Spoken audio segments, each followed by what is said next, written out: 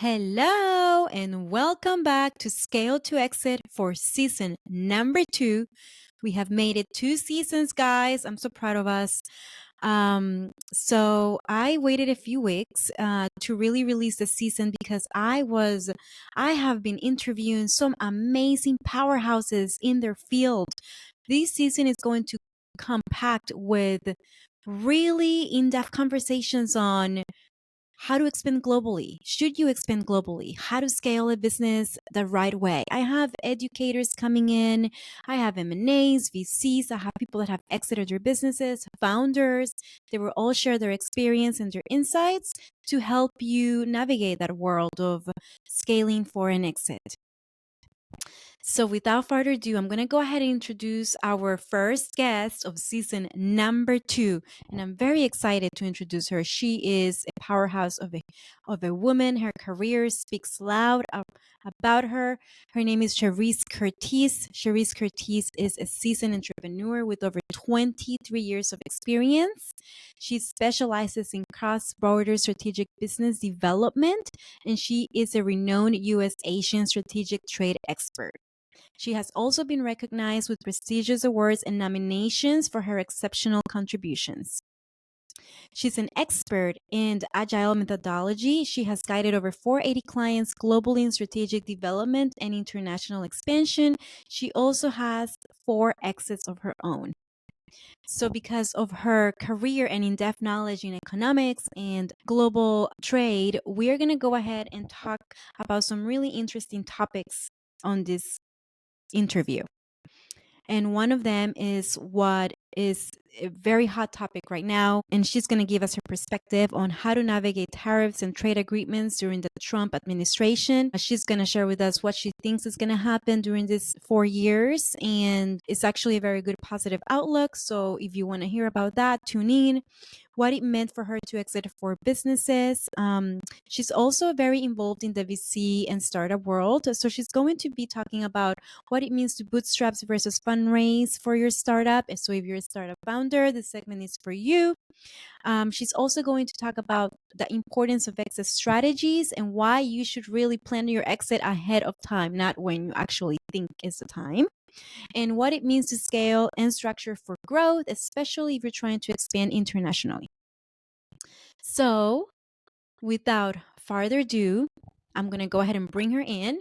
But before I bring her in, guys, I need your support. Please tune in on YouTube to watch the full video experience. You guys want to see us with our expressions and all in YouTube. Tune in. I promise we're entertaining. And the podcast is being released weekly on Wednesdays, and it's released on all platforms. You can find this on iTunes, on iHeart, on Spotify, on Podbean, and yeah, we're everywhere. So just tune in, give us a like. Okay, if you're on YouTube watching right now, just subscribe to the channel and give us a like.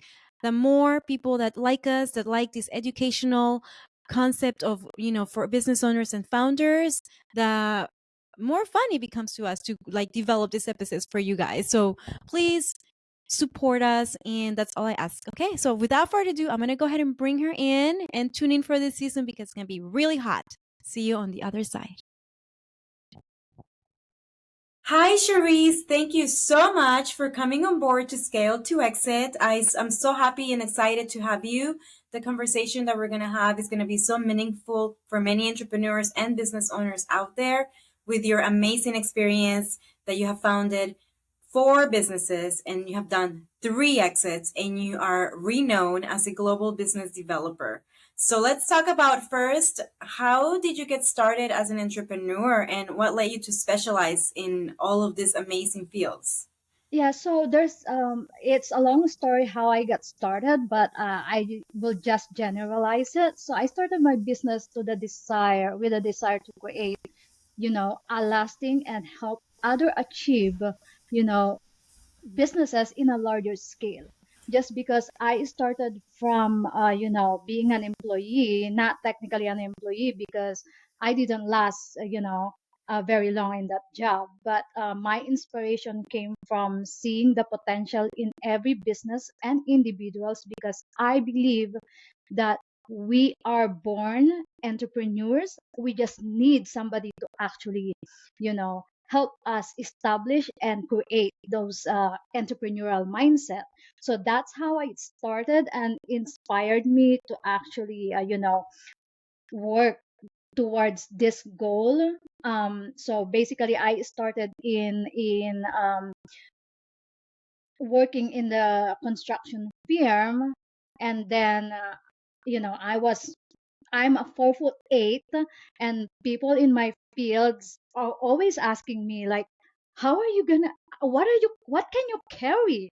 You're too short and you can't even reach anything. 4'8". So my supervisor put me into a procurement center, and so that's how I learned how the import and exportation. That's how I started with the global industry. I got to like it because I got to go in the short period of time that I worked for that company. I got to work with the international companies where we buy and purchase products, trade services. And so I learned that in and out at the early stage of my career in that field. And so I said, okay, I'm going to start here. So that's how I started with there. Yeah, it's so exciting there.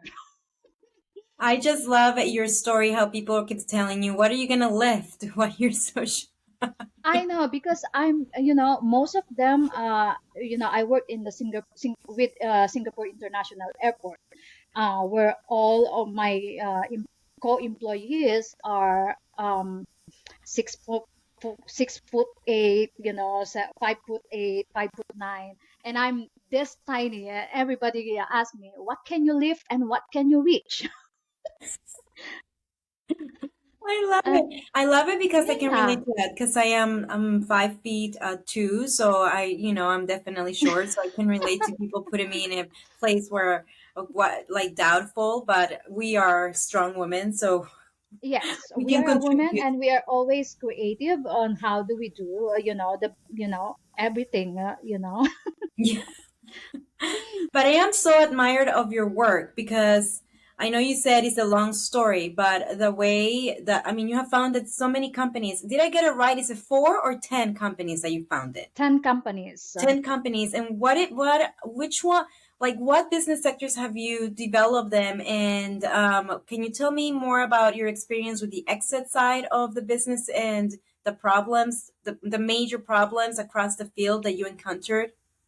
Yeah, so basically the first one is the Project Evolution, the Project EvoX Singapore. So that is the main business that I have. I founded that way back 20 years, 23 years ago.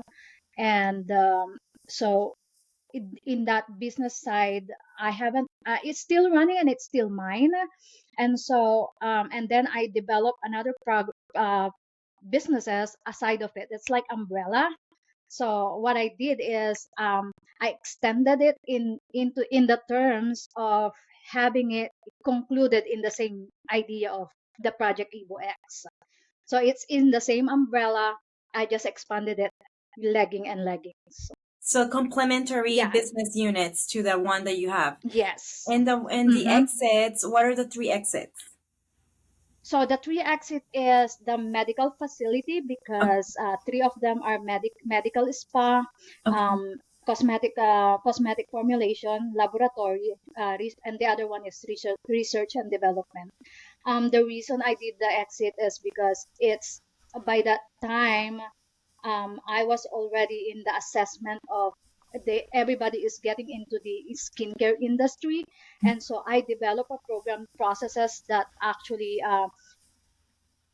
with the business in mind for the potential buyer, that they can grow and establish the platform immediately, and then once I exited, it can implement immediately with them. So you work yourself from your exit strategy backwards. You're like, I want to develop this business according to the exit strategy that I have in mind, which is maybe was a strategic exit, I guess, because it was maybe a Yes, it's a yes. strategic exit, just because I always believe that, because I'm a business strategist by trade, and that's basically how I implemented in my business, all of my business. And so what I did differently on the exit is I strategize it basically that people, the buyers in mind, will actually immediately implement what I already have in the system, so they don't have to redo everything in the business, and it would run smoothly from them taking over the business and scaling from beyond. That is very smart. So a lot of that's actually very good strategy. And Mm-hmm. I always tell entrepreneurs, if you have created this amazing high technology, like a technology business, think about your exit strategy, because you have to think about who's going to be the buyer, right? And why would they Yes. purchase your business from the Yes. beginning? Yeah. So you did the whole. Exactly. Can you talk about the experience that you had with that business? Like how, like the mistakes that you, like the mistakes that you had when you were scaling your business, the challenges that you had, how do you overcome those?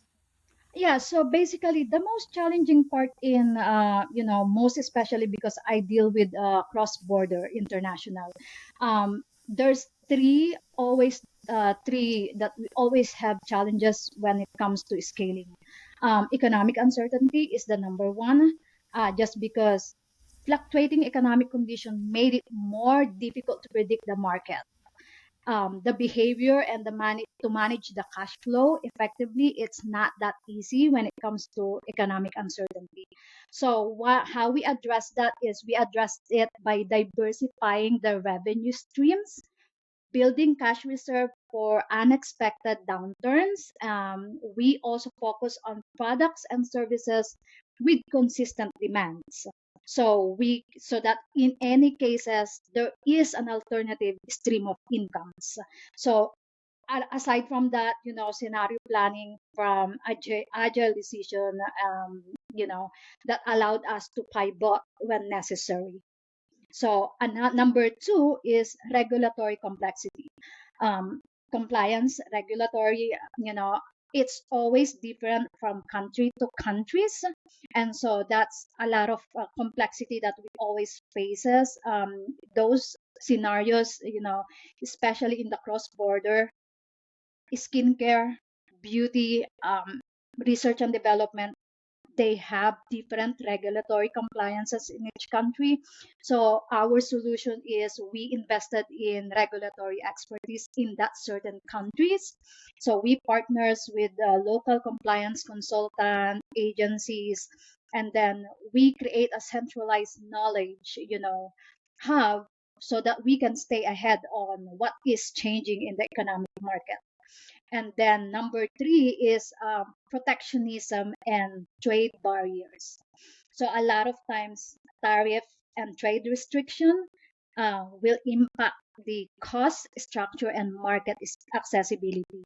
So how we mitigate that is we mitigate these barriers with diversifying supply chain by relocating them closer, the production closer to us and to the key markets where it's not every market is um, marketable in other countries, because you have to consider cultural aspect, environmental aspect. So those are the three main but challenges that we always face as a trade expert. I love, you said so many good points, and I want to get your thoughts on a topic that is going to bring a few challenges in the upcoming 4 years, which is the high tariffs that are coming in Hmm. imposed into businesses. What are your thoughts on that? And what do you Yes. suggest for business owners out there? Yeah, so basically, tariff actually, I'm not against on tariff if you know how to actually strategize your business. That's why I love being strategically, uh, building businesses, just because even despite of tariffs, you can actually navigate those tariff. So what happened with this upcoming administration? Tariff, yes, it depends on what country. So how you can diversify that, protect your business is, you know, um, what do you call this one? Leverage the free trade agreement. So if you can leverage, you can find a country that actually have a free trade agreement with the US, you can use that.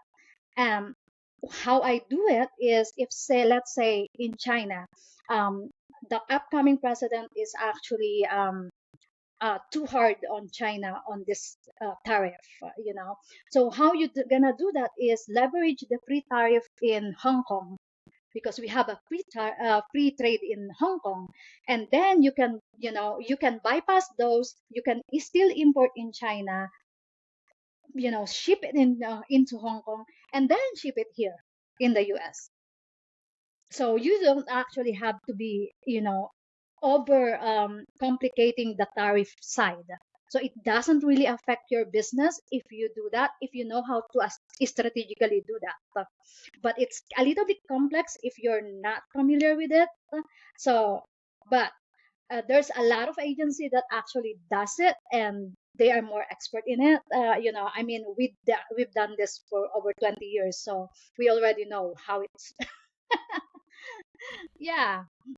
So I have a lot of clients in manufacturing, and they do bring, like, skincare products. They do bring a lot of items from China.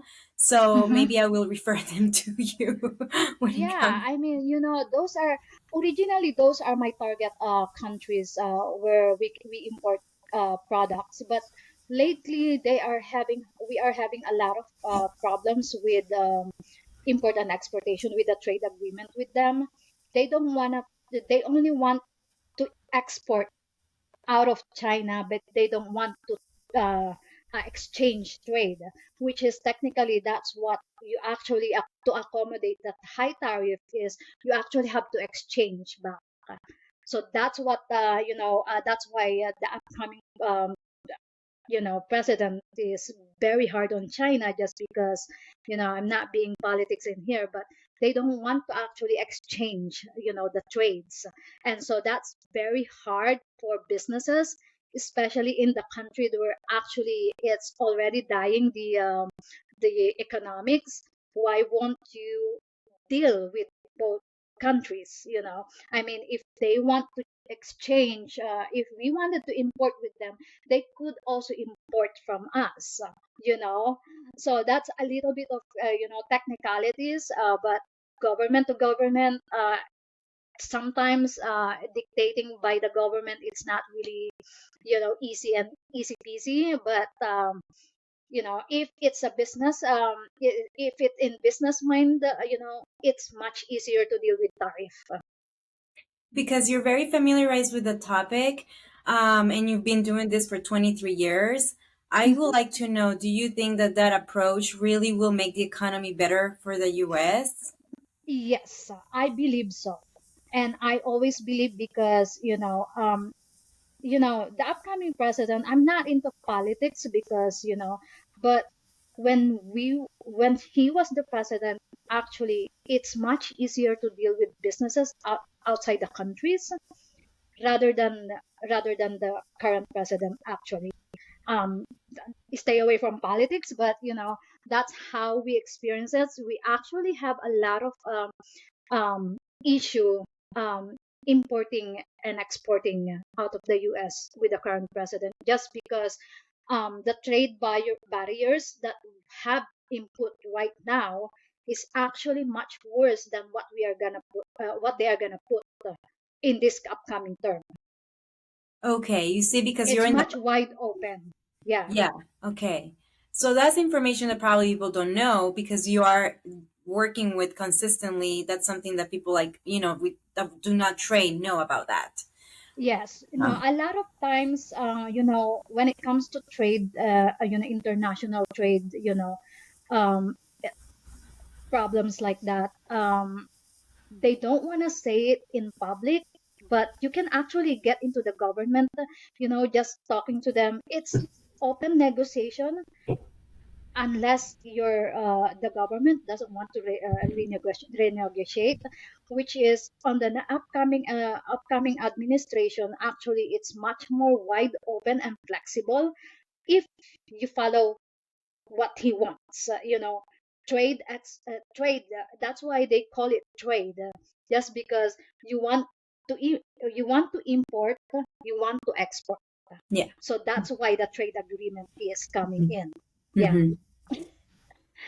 No, thank you for sharing your thoughts on that, because I know there's a lot of business owners that have been worried about that particular topic. Going back to your businesses, did you ever receive any fundraising from an investor, or did you went all the way by yourself, bootstrapping? I went all by the way on myself. I never because I founded when I founded my business, I had a large portion of savings back then. But yeah, I never received it, but I have with the Project Evolution 360, we also train right now I'm currently training 40 startups that are ongoing with the fundraising right now. And so I sent them to Y Combinator, BC Lab, so that they can learn how to do fundraising. But yeah, we train them right now. We're currently in the half year now for the training, and then they're gonna start fundraising in mid of March. Okay.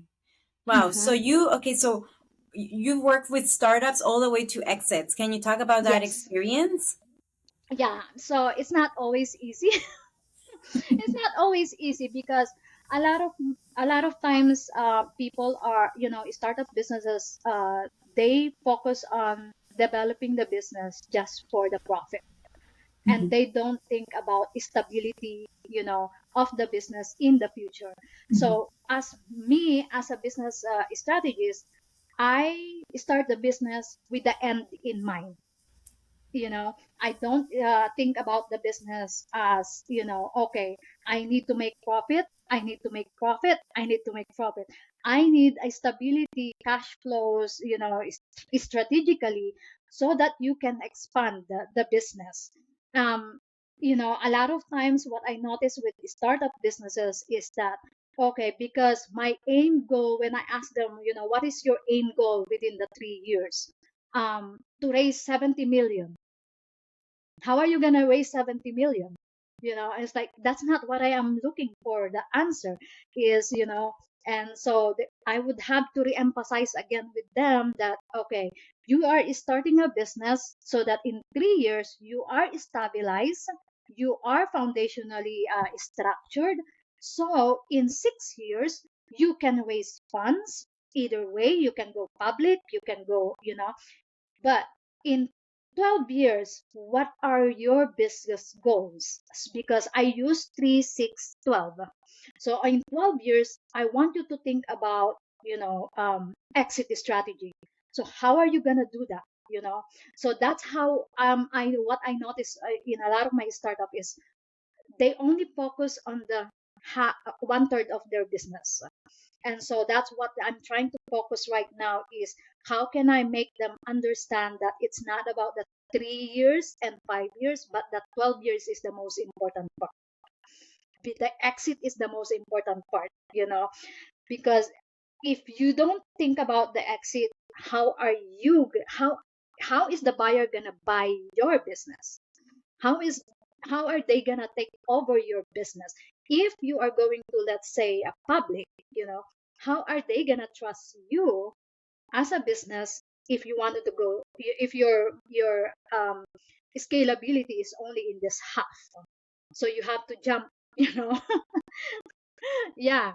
So it's a lot of complex when it comes, because it's also different in different industries. So that's, I have to, have to specifically, you know go through this process, depending on what kind of industry are there in my startups. What type of industries do you use? Like special? Are you industry agnostic, or do you work in particular industries? No, we don't. Originally, we did focus on construction because Yeah. that's how I specialize. Mhm. But later on, we find more interesting in skincare, and so we had I had a lot of skincare products, skincare brand, medical spa, research and laboratory, but we don't technically specialize in one specific industry. we specialize in everything because we already have the experience in that category. Yeah, Yeah. so no. Mhm. I agree with you. That's exactly how I run my businesses too. But I'm not particular specific, but I'm still very expertise in a few industries. Yeah. Yes. I love what you Mhm. said. Let's talk about that because this podcast is to raise awareness on exits. So I love that Mhm. you're saying exit is the most important part of your business.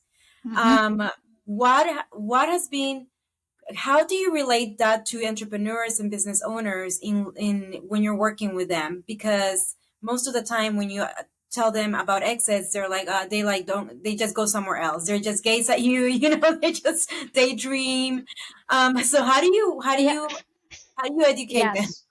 Yeah, so usually, I agree with you that because on that part because whenever I talk to them about exit strategy, I'm not going to sell my business. That's the immediate answer. And I said, okay, let me ask you one question. What if in 10 years or 20 years, I said, are you not gonna be expanding your business? you know how do you mean? Because when you expand your business, you need to quit this one, you need to actually uh exit this one and then start from the other one. you know and so I always prioritize in supportive growth and culture in the business exit. So how we do it is when I explain to them that okay, if you are not thinking of exit right now, 20 years from later on, I said you want to expand and develop another project or business, you know, can you manage both in the essence of scalability for both and the other new one? Can you handle it? you know so if that doesn't answer their question, then they are not ready for exit. So I have to retrain them again, rephrase it again. So a lot of times the easiest for what I find the easiest for way for me to emphasize it them the exit is the expansion is the much easier way to help them understand. Okay, you have the skincare. um, if you exited this one, we can build another one that is much bigger based on this. Much easier for them to actually understand the way it is, the way you do that. But if you're just going to ask them exit, Yeah. no, they don't. No, I get the same response all the time. They're like, I'm not gonna exit my business. So what are some, can you talk a little about, because you do a lot of scaling expansion, what are some strategies that you can share with everybody that are something that people can apply in their businesses as they are expanding? Yeah, so when it comes to expanding, there's a lot of terms, what we use. So we always emphasize, we always number one that we use is the KPIs. Every KPIs, revenue rates, revenue growth, EBITDA margins, customer acquisition, lifetime value, operational efficiency. So when you are scaling, you have to have those in place. Just because if you have a broken revenue growth rates, you're gonna have a problem scaling. And a lot of times people, okay, because we can jump from this into let's say for example revenue of 10 million, but you have a broken revenue in 1 year. So how can you jump into that you know scalability of the business? You have to actually match everything in on your KPI. Now another thing that we always look is the short term growth. We always use the short term growth from each businesses as a stepping stones for the long term growth. So in order for you to have a long-term growth and scale, you have to set the milestone for the short-term goal. If otherwise, you're jumping way too fast and you're not structured properly. So I'm always adamant about the structurability of the business, just because there's a lot, or I've seen a lot of businesses that been 20 years, they've been revenuing 70 million, and after 22 years they collapse immediately. And so I'm very adamant on, when it comes to scaling, I need every business to be structurally properly, and the growth is stabilized, rather than jumping from one stream to the higher stream, because it's not really profitable. No, I 100% agree with you. I feel like if you, it's like a business, it's like a building a home, right? Like if you're building Yes. it in like unstable ground, that home is going to Mm-hmm. collapse when an earthquake happens or whatever happens. And if Yes. you build it on a really good, strong ground, then you're going to stay strong, right? So I feel like it's Yes. the same kind of analogy. How do you, what kind of approach do you use in order to expand a company internationally? Yeah, so approach is, number one is cultural differences. So let's say I have a corporation. Most of my clients are corporation. So if your skin, let's say, if, for example, skincare products, you cannot technically easily expand internationally if your product is, let's say, hyperpigmented, no, anti-aging.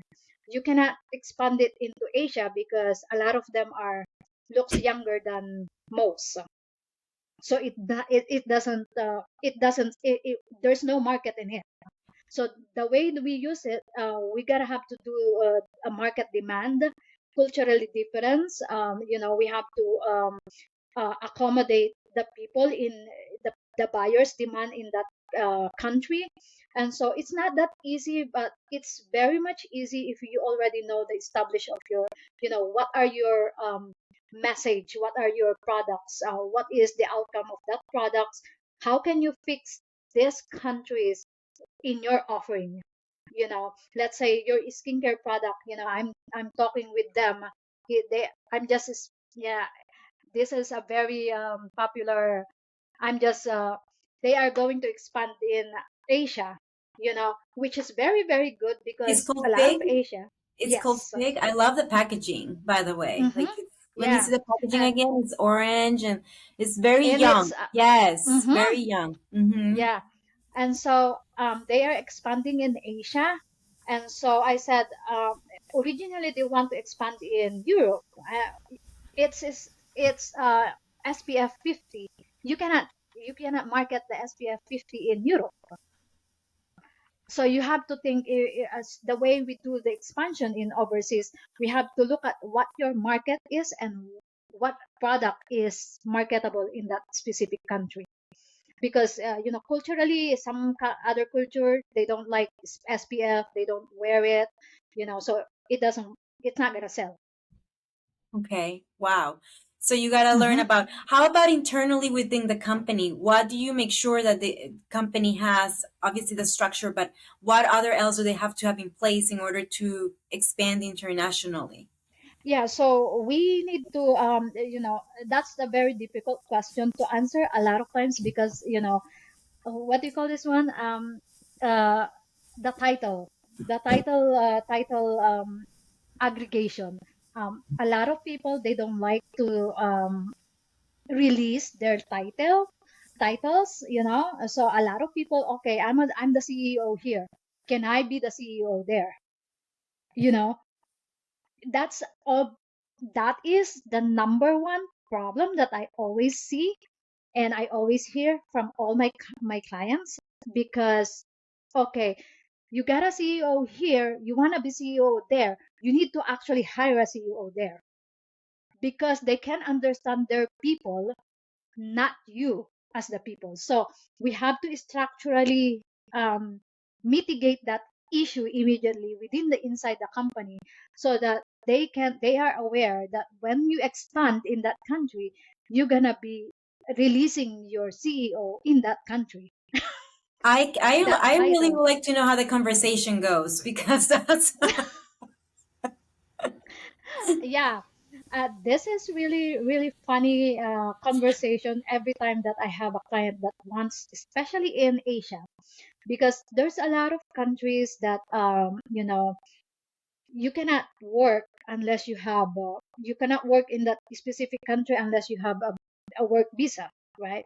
And so for you to have a smooth transition, you just gotta hire somebody in that country, but a lot of times inside internally of the company, there's a lot of hard feelings that they are letting go of their CEO titles, CFO titles, and it's like, come on, you are still CEO in here. You're only letting go the CEO there. Yeah. It's really funny. You gotta have to, if you experience that, you gotta have to come back to me, and it's stressful. I am sure it's stressful, like dealing with those kinds of conversations with business Hmm. owners or like CEOs, like the C-suite, and they have to make those changes. It's Yes. very stressful. Yeah. Yep. That is funny though. I just imagine how the conversation goes. I just only imagine like all the like objections they would give you, and you would tell them no. No, I usually I'm very hard when it comes to negotiation, just because I learned the hard ways of, I learned how to be, strict in my Yeah, guidelines. If I said no, don't come after me and ask me again just because I already said no, because it doesn't work. Because before I even tell you that it's a no, I already did my research and my assignments in that specific topic. So before I even tell you that it's no, I already know the answer. correct. You have data backing you up. You have like all Yes. kinds. Like, this is why it's a Mhm. no. Yes, yeah, this is why it's no. So don't come back to me that it's going to be renegotiating. It's not gonna happen. So, because you work with like all kinds of businesses, startups to like big companies. What is your favorite one to work with? You would say. My favorite one, I would say textile and skincare. Okay, at a Those young are the age two or like favorite. an at a younger or mature company.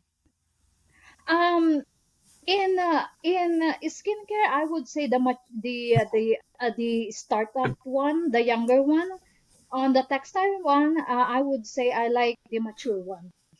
Because in so the reason for that is in skincare, um every year there's different kind of generations that is coming up. There's trends nowadays. We go after with the trends, so people are actually, startup business are actually go after the one who is what is trending in today's current generation. So I like that idea just because, I can go back to, I can go back trail my experiences in, let's say skincare, because I traveled all over the countries and I experienced different skincare problems. When let's say I go to Philippines, I go to Korea, I have a different skincare problems there. When I go back here, I have a different skincare problems. And so, and then, you know, as we approach the newer generation, I can actually do a lot of research and development, work with them along the way. How can we prevent all of this from happening from 5 years or 10 years back before, and it won't happen for the next 10 years generation? So I like that approach. On the textile company, I like the mature, just because textile company is a little bit difficult, just because you either have a good designing, good product and development, and or or not. You know, it's very hard because every day it's changing also the trends of the fashion, but every 5 to 6 years it goes back to the cycle. So how can you maintain the trending if it goes back to cycle every 6 years? So it's a little bit complicated when you actually see it.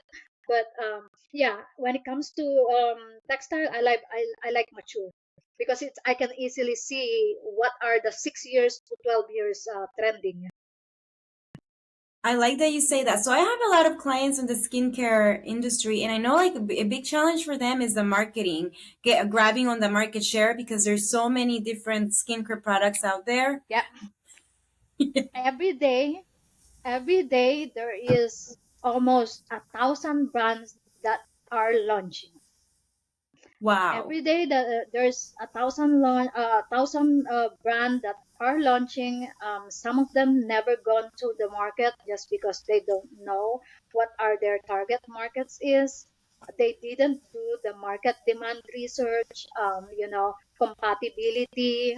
And so that's why I love skincare, product development, just because I can see, okay, in 10 years from now, we can develop another product that is going for, you know, changing of the, after this election, there's another changing aspect of cultural aspect again. So I really love the skincare in business development. Yep. Yeah, I mean, skincare is such a fun company too. It's like the one that you Mm-hmm. just showed me right now with like the packaging. That is a nice branding, right? So I feel like it's Yes. a lot of branding initiatives that happens in the skincare in order to be successful. Yes, you also have in the skincare sense, for you to be able. This is a general advice for the skincare industry is that have capturing your audience immediately with the proper branding. You already know that you have a market. If you can't capture them with your branding, then you know that you don't have a market. Oh wow. Okay. Okay. Yes. It's very easy for you to identify which products are actually going to go to the market rather than what product is effective. Because a Yeah. lot of people, especially in today's generation, the younger generation, they tend to appeal with the packaging, not Mhm. actually the product itself. Yeah. Yeah. So if I to suggest, skincare industries is do a lot of research with marketing and the branding itself, just because that's where you gonna get your audience. Your audience. Would you say Mhm. that one of the most common mistakes that business owners do and entrepreneurs is really identifying their ideal client? No, a lot of times, because there's a lot of, I can say that in the perspective of, what we call this one, product base, um, you can do both combination, targeted audience and not targeted audience, generalize. But in the service businesses, I would say targeted audience is much better to implement rather than, a non-targeted audience, just because you don't really know if you're let's say you're a service-based business in aesthetic industry. Most of your products are, what do you call this one, for anti-aging. Then you cannot target younger generation. You're only targeting specific criteria of age like 40 to 60. But if you're a product based business, you can target everywhere, everything at the current age. It's generalized, but I don't believe in, somebody asked me that along a few days ago. you know I always believe that when you have the perfect marketing, perfect tone of your business, whatever your audience is, younger to older generations, mature generations, you can always target it with a specific messaging. What is the value of your business? What is the value that you're bringing to them as a consumer? So that's the 2 points that I would give, just because I always believe, because I buy products or services that are actually, I'm looking at what's the value that I can get from this. Yeah. It doesn't have to be targeted. Okay, this is for younger generation. I can't use that because for the younger generation. But no, I don't believe in targeted audience, because as long as you have a perfect messaging and value creation for your business, I think you're good. Wow, that's a really good advice. The value Mm-hmm. proposition, the messaging needs to be there. That's number Yes. one. Yes. Because I Mm-hmm. see like like you, I work with startups and I see a lot of like finding your ideal client. There's so many things out there too, right? People telling you you need to do this, do that, ads, no ads. And Mm-hmm. entrepreneurs don't know, okay, so should we do ads? Should we not do ads? Are we targeting businesses? Are we and it becomes really Yes. conflictive out there. Yes. Yes, it's very complicated, most especially if you don't really know your brand values. Just because, unless you understand the specific, messaging that you have, what do you really want to offer? Unless you know that, is you can't really target any audience. You gotta have to identify, you gotta have to identify first, what do you really want to bring to the table? Yeah. So you Mm-hmm. work with 480 clients globally. That's Yes. amazing. Wow, amazing. Can you share a Mhm. story about one that you like the most? I'm sure that you like them all, but a story that Yes. you feel identify with. Yeah. So, what the number one that I like is the textile company. I can't mention them because I have a confidentiality agreement with them. Of But course. they're not just a textile company, but they are a big brands of company. So I started working with them. Actually, they are the first. They are the my first client when I was starting in Singapore. And but they I also worked with them when I was apprentice with them as a fashion designer. And so I apprenticed with them when I was in college. And then when they found out that I was actually, having, yeah, starting a business, they started teaching me how to do it, how to do the business in the sense of, copying what's in the ins and outs in the fashion industry. And that's why I love in the textile and skincare, just because they all both match together. And so I said, it's much easier for me to navigate the skincare, the fashion, the style, if I know what is the trending on the textile, you know. But they are based in Italy. Um, so they are everywhere. They have um, five manufacturing in Cambodia, six manufacturing in India, um, two in the Philippines. They are all over the U.S. The U.S. But yeah, that's the number one that I love. Not because I know them very well, but it's a give and take. They serve, they are my client, but they are also my friend. So they, even though they are paying me, they are teaching me as well what is the value that we give from the relationship that we built from since 23 years ago.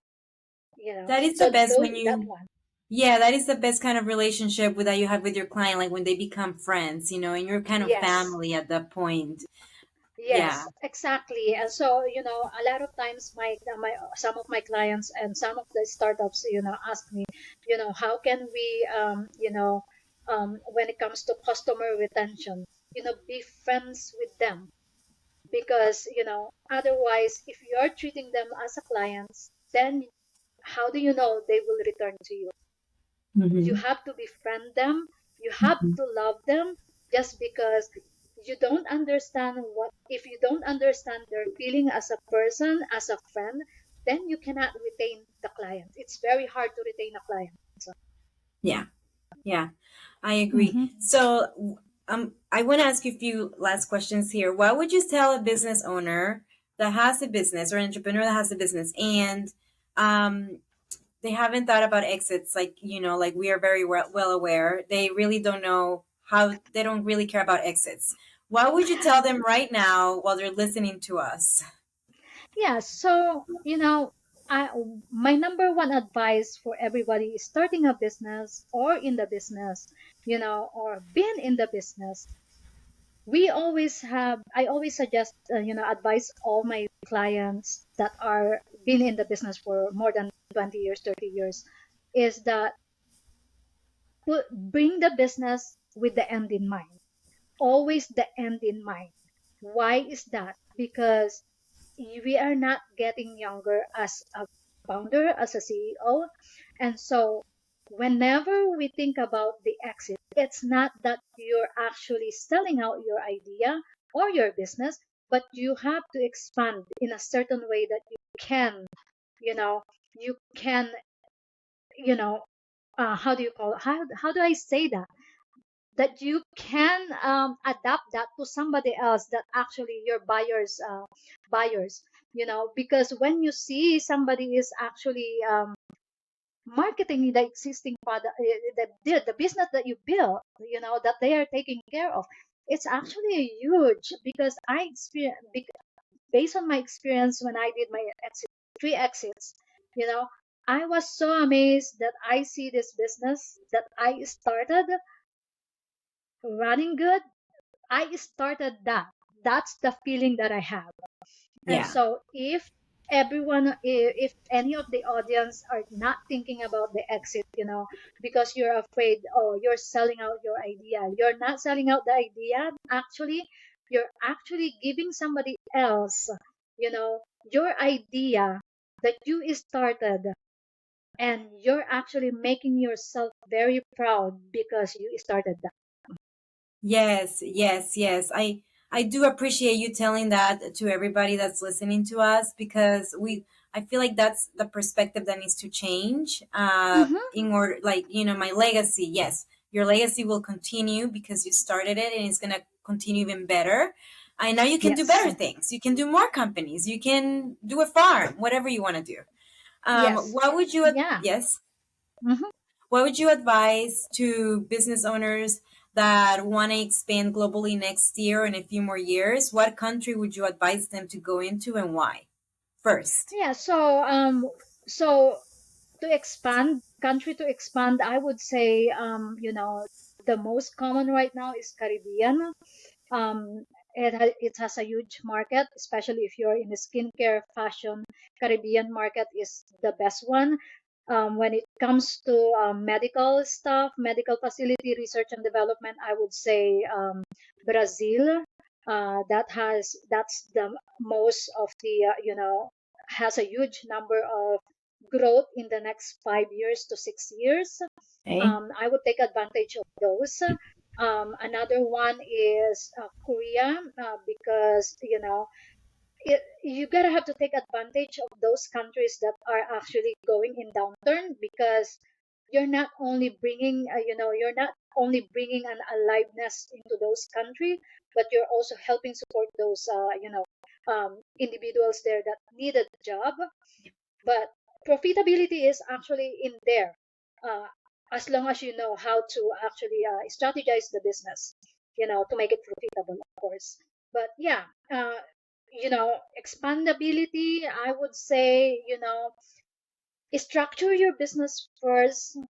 Structurally business, is the most effective way for you to actually expand your business. Otherwise, you have one leg that it's broken, you cannot really expand. Everything is gonna, you can expand, yes, but everything is gonna explode too, Yeah, you I know agree with you yeah. 100%. Uh-huh. So before we end the conversation, is there anything else that you would like to talk about that I have not asked you yet?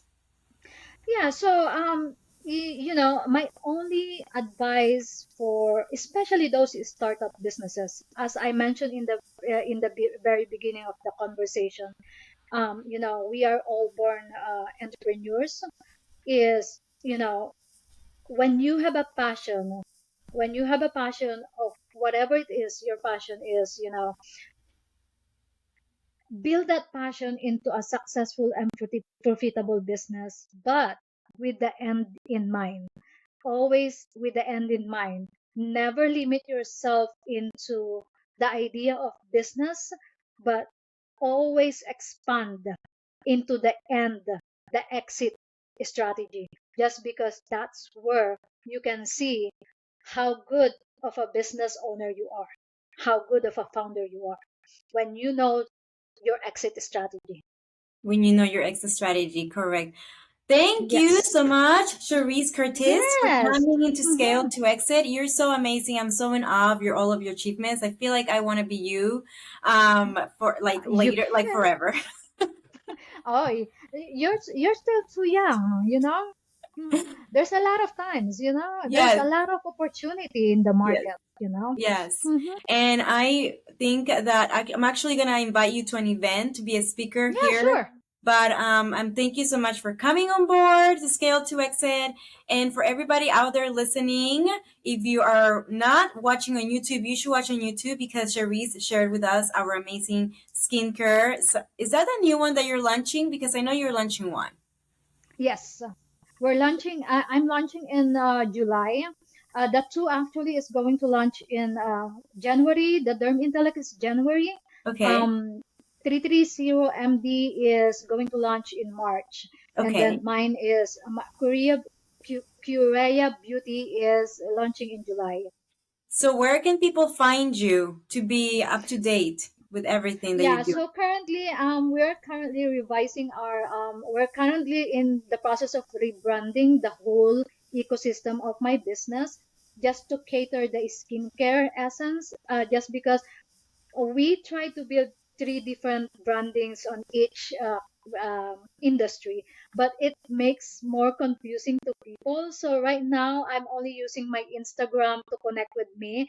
So yeah, I'm on Instagram and LinkedIn. I'm not active in LinkedIn. So this is very, very funny story with me because I've been in this business for very long, but I'm not a social media person. So you can see me on Instagram at Cherise Curtis Official, and on LinkedIn it's Cherise Curtis, of course. So yeah, that's where they can find me. There you go, everybody. You can find Charisse Curtis on Instagram and LinkedIn. And please tune in on YouTube because she is amazing and this is a way better experience in YouTube. So thank you for tuning in. Hasta luego, Yes, thank muchachos. you. Bye. Bye.